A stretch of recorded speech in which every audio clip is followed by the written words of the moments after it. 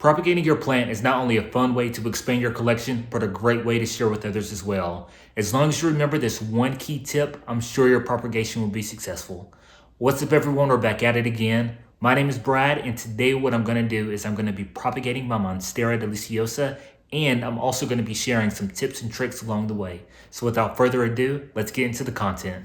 My original goal in recording this video was to show you what the air layering process looks like with the Monstera deliciosa, but the air layering that I attempted to do completely failed, and I'll insert some video footage of it here.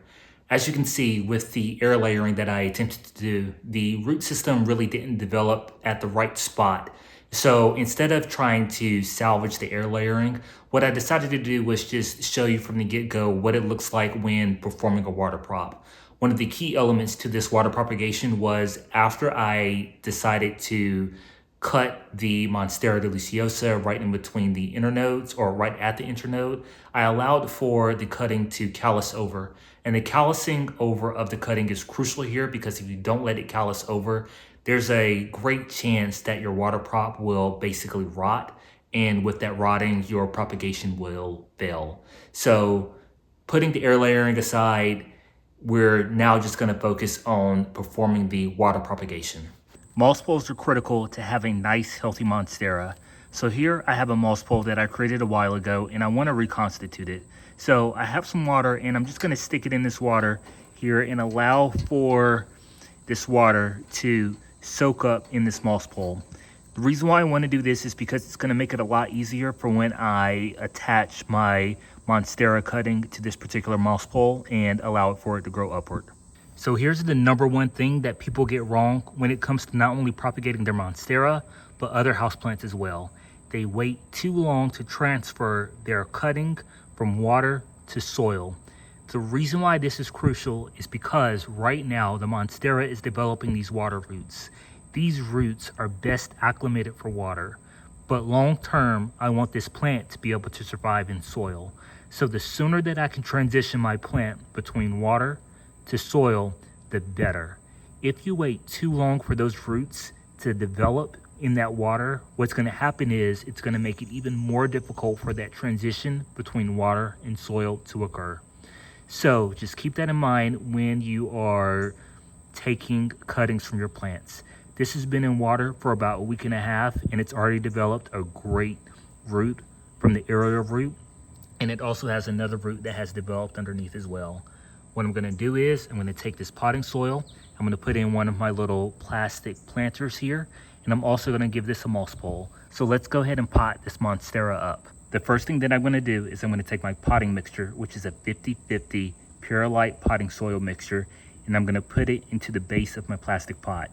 This way, as my roots develop even more on my Monstera, it has something to really hold on to.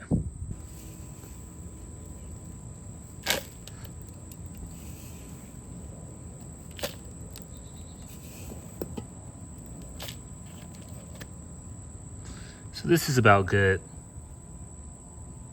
It's about an inch full. If you like videos like this and want to see more videos about houseplant tips and tricks, please be sure to subscribe to the channel. It's totally free and would mean a lot. Thank you so much. Now let's get back into the video. Here's the moss pole that I have been soaking in this particular tub here. And as you can see, it has done a pretty good job. It's completely wet, which is what I wanted. And now it's time to go ahead and repurpose this.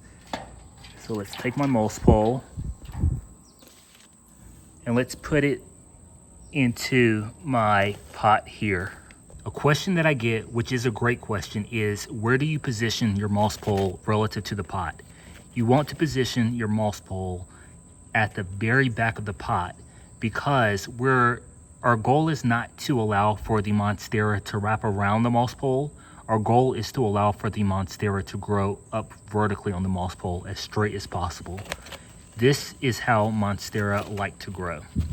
So now that we have this situated, what we're going to do is we're going to take our cutting and we're just going to go ahead and put it into our pot. So let's take this cutting out.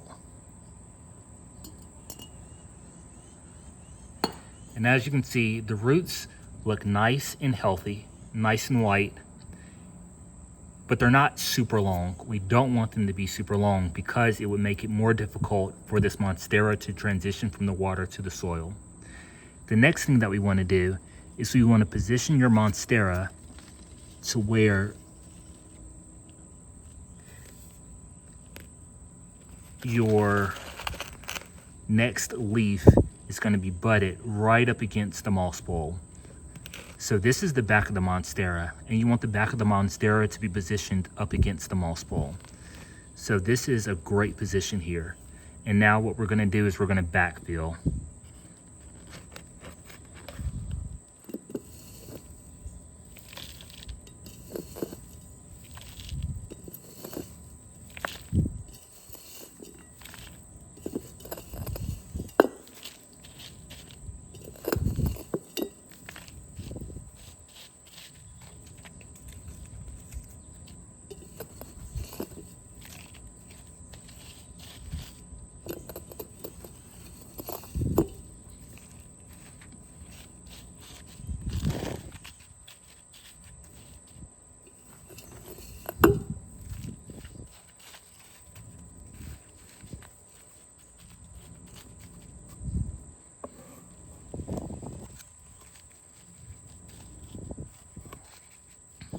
Now, although this moss pole isn't tall, this is how I'd like to start off all of my plants. My goal right now is to develop a nice root ball within this plastic pot. And then once I have that nice root ball, and once I get my first leaf to emerge from my cutting, that's when I'm going to go about taking this moss pole and extending it. Now, let's not forget to tie this up very loosely. And the reason why we're doing this is because we want the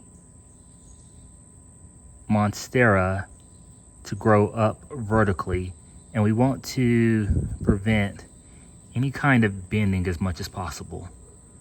So we're just going to simply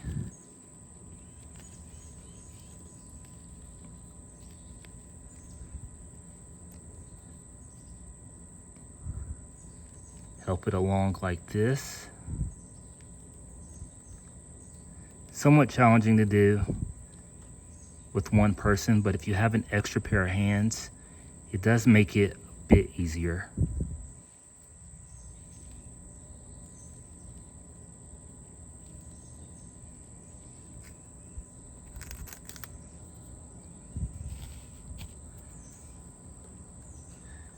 And finally, we want to thoroughly water. And this is going to help get rid of any air pockets that are within the pot. As you can see, we have this hole that developed, so now we can just put more of our potting mixture in here.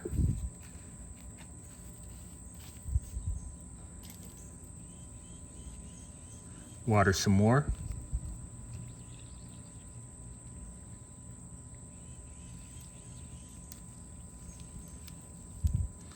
And we know we've watered thoroughly because, as you can see, water is starting to come out of the bottom.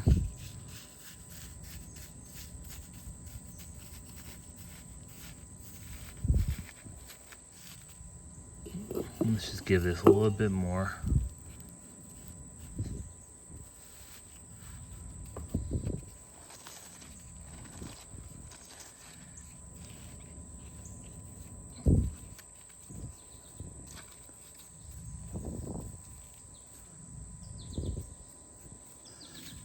So there you have it. Our cutting is now planted in a pot. And you'll notice that I have this slightly elevated. You don't want to bury it too deep, because if you bury it too deep, your stem is going to rot. So do your best, keep it elevated. And that also is why it's crucial to use a nice, well-draining mixture, because you don't want this to stay wet for an extended period of time. I'm just giving you another view of what the Monstera looks like in its pot.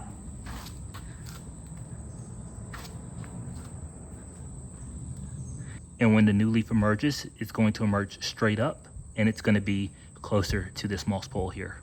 So there you have it. That is how I've gone about propagating my Monstera deliciosa. The propagation has gone pretty successfully, and I can't wait to see what's going to happen next. If you enjoyed this video, please be sure to give it a thumbs up. Again, my name is Brad. Thank you so much for watching, and I'll see you on the next one.